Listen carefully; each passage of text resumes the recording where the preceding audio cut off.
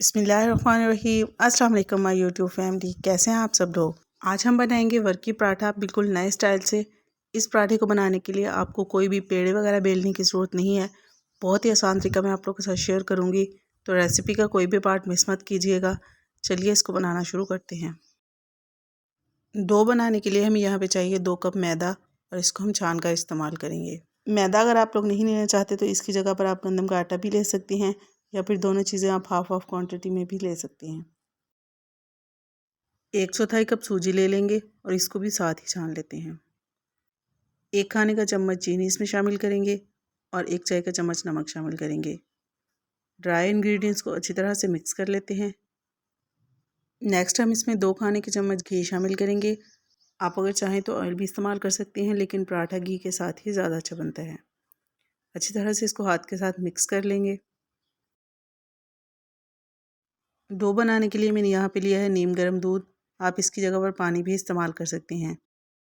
दूध को हम थोड़ा थोड़ा करके डालते जाएंगे और साथ साथ मिक्स करते जाएंगे। तकरीबन 4 से 5 मिनट तक हमने इसको अच्छी तरह से गूंदना है, ताकि ये बिल्कुल सॉफ्ट हो जाए। गूंदने के बाद इसको तकरीबन 15 मिनट का रेस्ट देंगे, ताकि ये थोड़ी सी सेट हो जाए।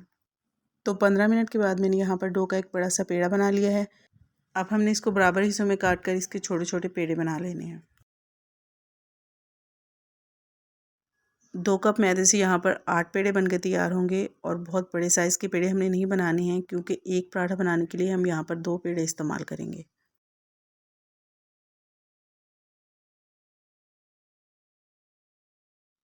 पेड़े बनाने के बाद इनके ऊपर ब्रश की मदद से घी लगाएंगे। घी लगाने के बाद हम इनको इस तरह से एक बाउल में रखेंगे और इनको कवर करके तकरीबन 15 मिनट का रेस्ट देंगे। नेक्स्ट मैंने यहाँ पे लिया है 2 खाने के चम्मच मैदा।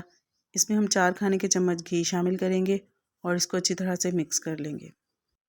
15 मिनट रेस्ट लेने के बाद हम यहाँ पर एक पेड़ा ले लेंगे और इसको हाथ से इस तरह हल्का हल्का प्रेस करते हुए सेट करते जाएंगे। ना तो हम इसके ऊपर कोई खुश्क मैदा वगैरह डस्ट करेंगे, और ना ही हमने इसको बेलन के साथ बेलना है, बल्कि हाथ के साथ ही जितना हो सके इसको पतला करके हमने इस तरह से फैला लेना है।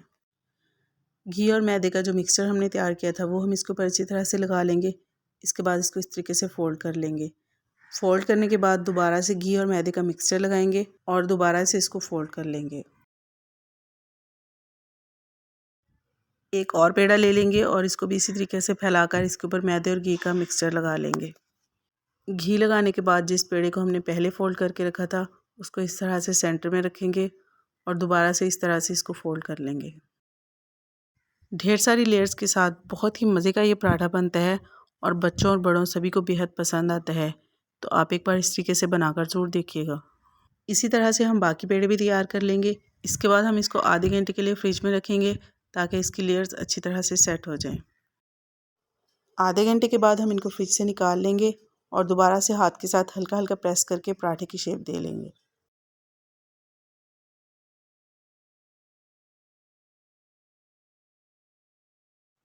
तवे को हल्का सा गर्म करने के बाद इसके ऊपर पराठा डाल देंगे और फ्लेम को मीडियम कर देंगे। बहुत ज़्यादा हाई फ्लेम पर हमने इसको नहीं पकाना है, क्योंकि इस तरह से इसकी लेयर सही से नहीं खुलेंगी और पराठा अंदर से कच्चा भी रह जाएगा। इसलिए हम इसको मीडियम फ्लेम पर ही पकाएंगे।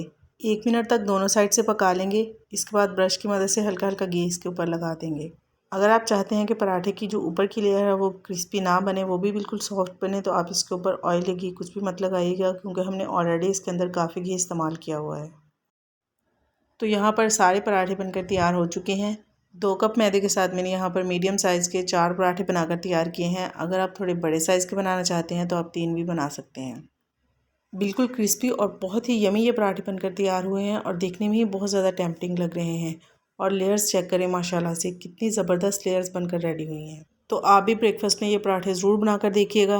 रेसिपी अच्छी लगे तो इसको लाइक कर दिया करें और साथ ही साथ दोस्तों में शेयर भी ज़रूर कर दिया करें। और अगर फर्स्ट टाइम चैनल को विज़िट कर रहे हैं तो काइंडली चैनल को सब्सक्राइब ज़रूर कर लें। फिर मिलते हैं इंशाल्लाह बहुत जल्द एक नई रेसिपी के साथ। अल्लाह हाफिज़।